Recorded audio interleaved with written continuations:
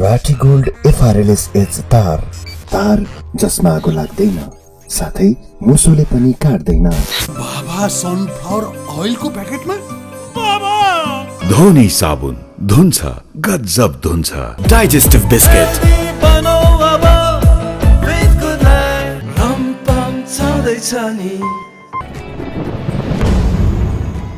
नमस्कार, देशको प्रश्न हिप्मत विशेषमा स्वागत गर्न चाहन्छु।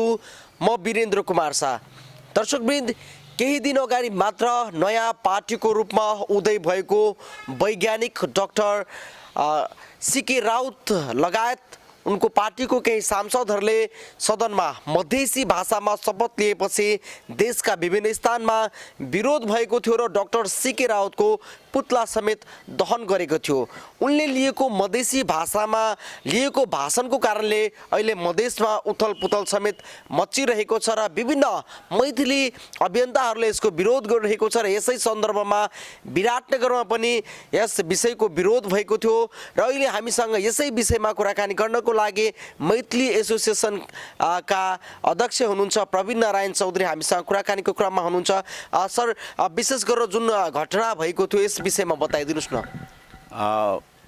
डाक्टर सीके राउत नवनिर्वाचित प्रतिनिधि सभा सदस्य र उहाँको पार्टी जुन एउटा राष्ट्रिय पार्टीको हैसियतमा समेत आएको छ, राम्रो जनादेश पाएर जनताले धेरै राम्रो अपेक्षाहरू पालन गरेर उहाँसँग एकदम खूब अपेक्षा पोसेर उहाँलाई अहिले संसदमा पठाएको छ। त्यसको लागि म पनि मेरो तर्फबाट उहाँलाई बधाई दिन चाहन्छु। तर उहाँले जसरी मैथिली भाषामा शपथ लिनुभयो तर त्यसको नाम मधेसी भाषा राखिदिनु भयो। अब यसरी कुनै पनि स्थापित भाषा हैन, उसको अस्तित्व, उसको इतिहास, उसको धेरै कुरा, भाषाको अनेक पक्ष हुन्छ हैन। भाषा भनेको एउटा निश्चित भूगोल, निश्चित क्षेत्रमा बोलिने भाषा, एकदम युगौँ युगौँदेखि विकसित भएर आएको भाषा। अनि त्यसलाई एक्कासी उहाँले आफ्नो मत अनुसार मधेसी भाषा नामकरण गरेकोमा हाम्रो चित्त, हामी सन्तुष्ट भएनौँ। हामी त्यसैले यसरी नाम बिगार्नु भएन।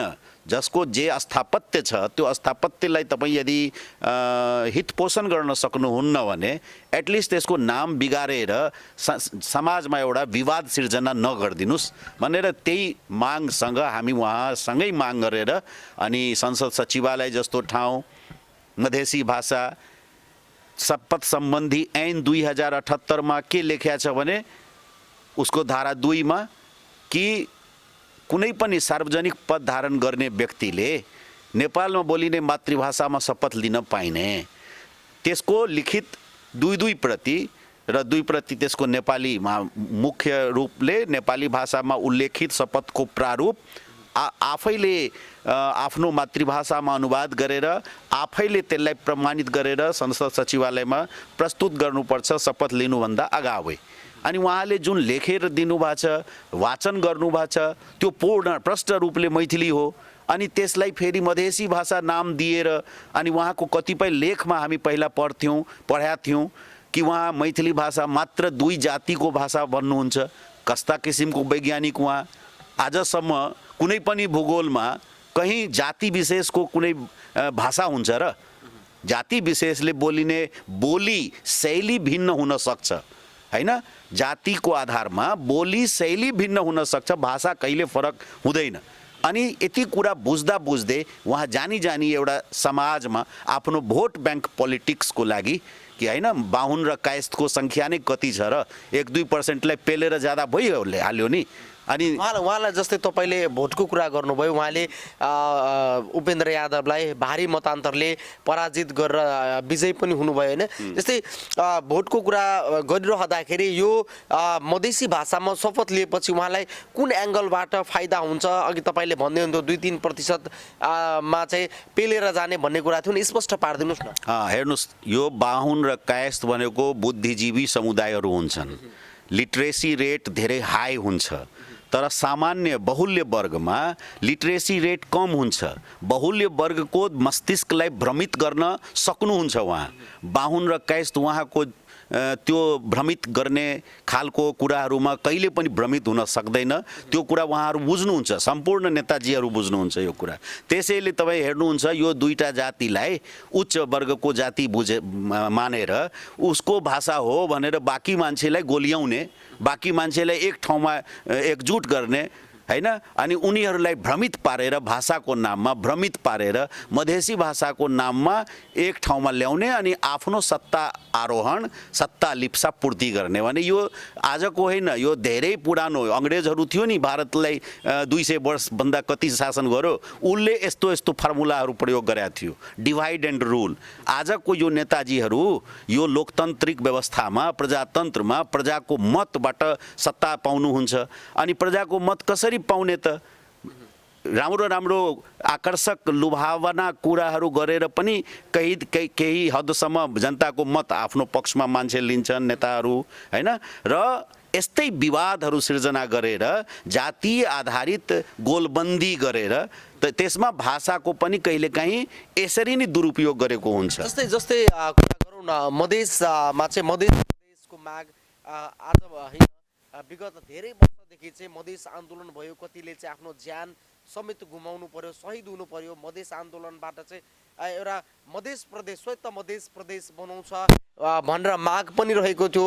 त्यसै गरेर चाहिँ मधेसी कोटाबाट चाहिँ विभिन्न व्यक्तिहरूले चाहिँ अहिले संरक्षण आरक्षण कोटाहरू पनि पाइरहेको छ। यो कोटामा मधेसी कोटा लिन हुने, मधेस प्रदेश चाहिँ नामाकरण गर्न हुने, मधेसी भाषामा चाहिँ डाक्टर वैज्ञानिक सीके राउतले राख्दा किन नहुने होइन, यो त कुनै कहीँ सन्दर्भ मिलेको प्रश्न त उठाउनु पर्यो।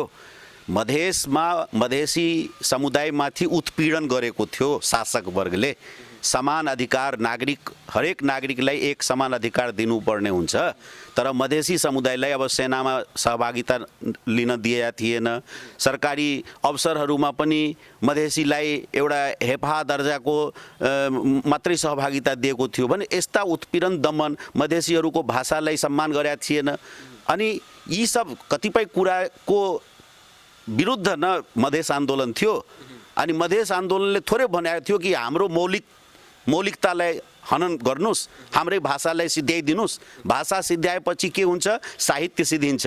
साहित्य सिद्धिएपछि संस्कार विकसित हुन सक्दैन। संस्कार हुँदैन भने त्यो संस्कृति कसरी संरक्षित र सम्वर्धित हुन्छ? तपाईँलाई मैले रोके जस्तै मधेसको मधेसको विषयमा जसले आवाज उठाउनु भयो, सदनमा आवाज उठाउनु भयो, कुरा गर्नुभयो, तपाईँले अघि भने जस्तै प्रदेशलाई पनि त मैथिली प्रदेश, जानकी प्रदेश केही न केही राख्न सक्थ्यो नि। मधेस प्रदेश नै नेताहरूले राख्नुभयो, त्यसमा त तपाईँहरूको के आपत्ति भएन? किन आपत्ति थिएन? त्यसमा पनि आपत्ति थियो। कहाँ मधेस 22 जिल्लाको, कहाँ मधेस 8 जिल्लाको मधेस हुन्छ?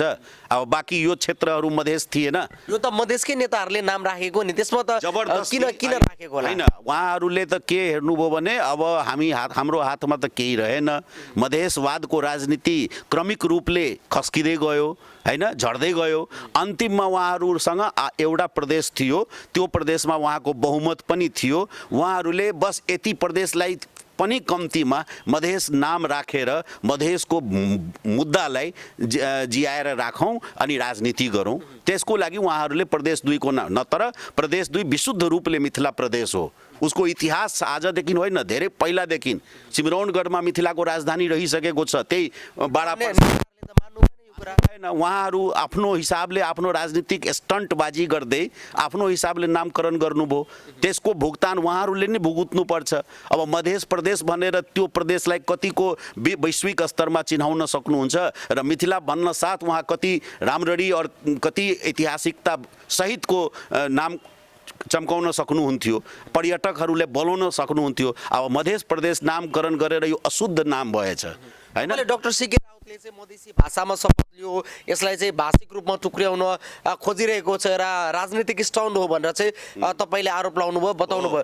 योभन्दा अगाडि पनि भनौँ न तत्कालीन मधेसी जनाधिकार फोरम नेपालका अध्यक्ष, अहिले जसपाका अध्यक्ष हैन, उपेन्द्र यादवले पनि मघी भाषाको केही न केही रूपमा चाहिँ प्रवर्धन गरेको भन्ने पनि आरोप तपाईँले लगाउनु भएको थियो। त्यस्तो होइन। मघी भाषा भाषी कतिपय सङ्ख्यामा मान्छेहरू छन् हैन, उनीहरूको लागि सम्वर्धन प्रवर्धन गर्नुपर्छ, हुनुपर्छ।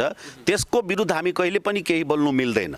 जसको जे भाषा छ, जसको मगही छ मगही लिएर अगाडि बढोस्, हामी किन त्यसको विरोध गर्ने। तर तपाईँ बोल्ने मैथिली, लेख्ने मैथिली, नामकरण गरिदिने मगही, यो हुँदैन।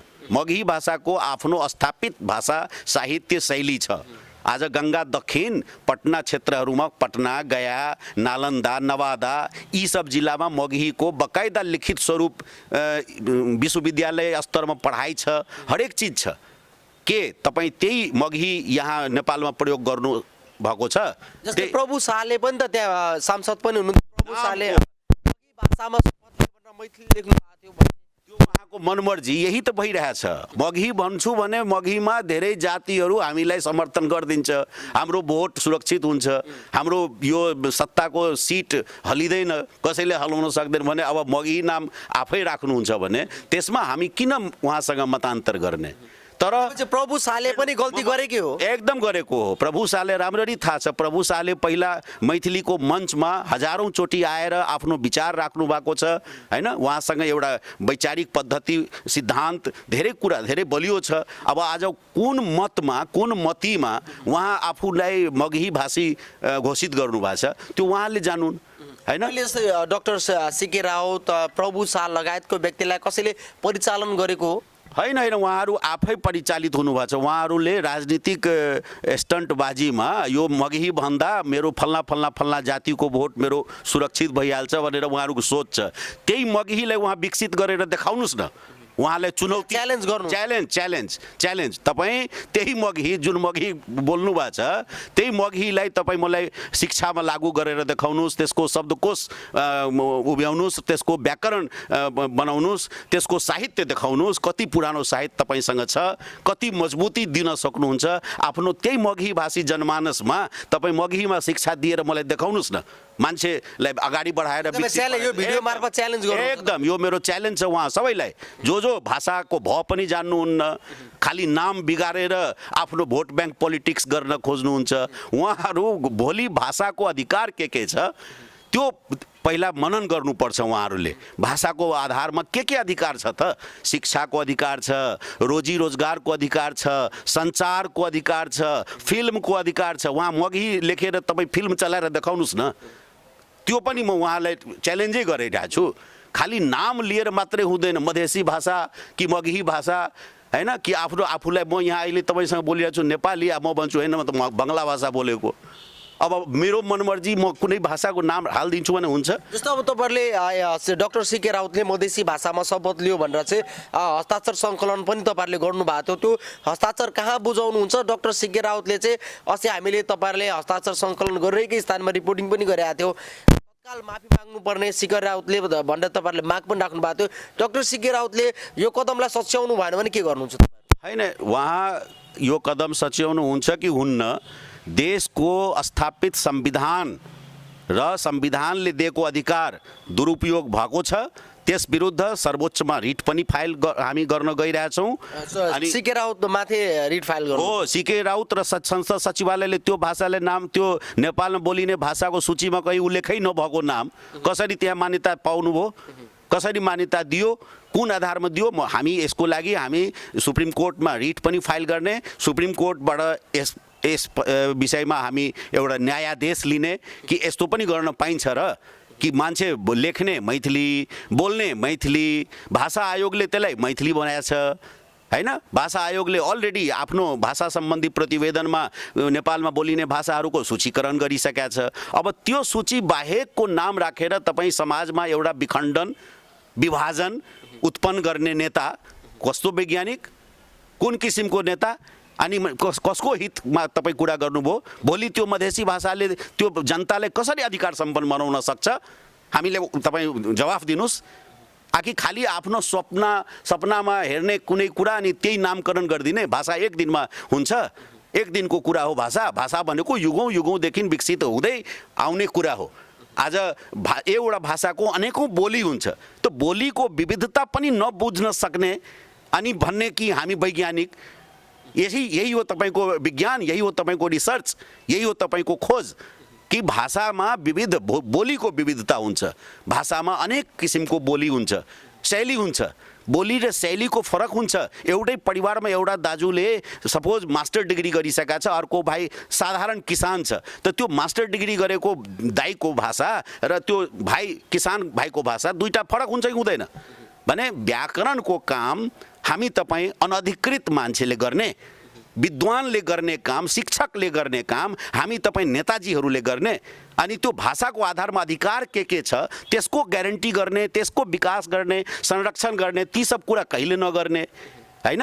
अनि उल्टा अहिले भर्खर अब त भाषा एकल भाषाबाट बाहिर गएर अभिसङ्घीय लोकतान्त्रिक संरचनामा नेपाली भाषा बाहेक अन्य भाषाहरूलाई संविधानले राष्ट्रिय भाषाको दर्जा दिएछ, अलङ्कारिक सम्मान भयो त्यो।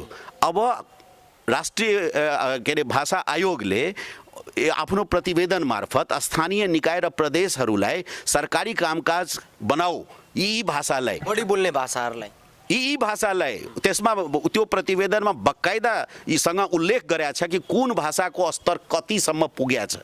अब मैथिलीको स्तर कहाँसम्म पुगिसकेको भाषा, नेपाली भन्दा पनि हजारौँ वर्ष पुरानो भाषा मैथिली, अनि त्यसमा साहित्य कति छ, ती सबै कुरा भाषा आयोगले आफ्नो प्रतिवेदनमा बकाइदा आज बज्जिका गरेर पहिला मैथिली भाषाले बज्जिका भाषीले एउटा पार्टमा अलग गरिएको थियो। अनि बज्जिका भाषामा त्यही राष्ट्रिय भाषा आयोगले के प्रतिवेदनमा उल्लेख गरेको छ हेर्नुहोस् त यो त्यो प्रतिवेदन जो अधिकृत मान्छे छ भाषा आयोगले दिएको प्रतिवेदन र त्यसमा सुझाएको सुझावहरू कसरी लागू गर्न सकिन्छ, कुन भाषामाथि अरू कति काम गर्न जरुरी छ, त्यो भाषा बज्जिकामाथि पनि एउटा टिप्पणी छ।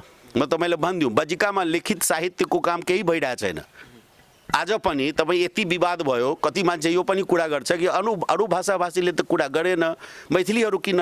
मैथिली त्यति सजग छ, त्यसैले हजारौँ वर्षको इतिहास बोकेको मैथिलीमा त्यति सामर्थ्य छ, अनि मैथिली अभियानीहरू यो विषयमा विरोध गरिरहेका छन्। यहाँलाई हामीसँग कुराकानी गरिदिनु भएकोमा धन्यवाद। दर्शकवृन्द, अहिले हामीले कुराकानी गरिरहेका थियौँ मैथिली एसोसिएसन नेपालका अध्यक्ष प्रवीण नारायण चौधरीसँग। उहाँले बताउँदै हुनुहुन्थ्यो डाक्टर वैज्ञानिक सीके राउतले गलत नियम विपरीत विरुद्ध उहाँले मैथिली भाषामा शपथ लिएर चाहिँ मधेसी भाषाको नाम दिएको विरुद्धमा सर्वोच्च अदालतमा रिट समेत दर्ता गर्ने भनेर हामीलाई जानकारी गराइराख्नु भएको थियो। हाम्रो भिडियो यहाँलाई कस्तो लाग्यो अवश्य कमेन्ट गर्नुहोला र अन्य भिडियोहरू हेर्नको लागि हाम्रो च्यानललाई अवश्य सब्स्क्राइब गर्नुहोला।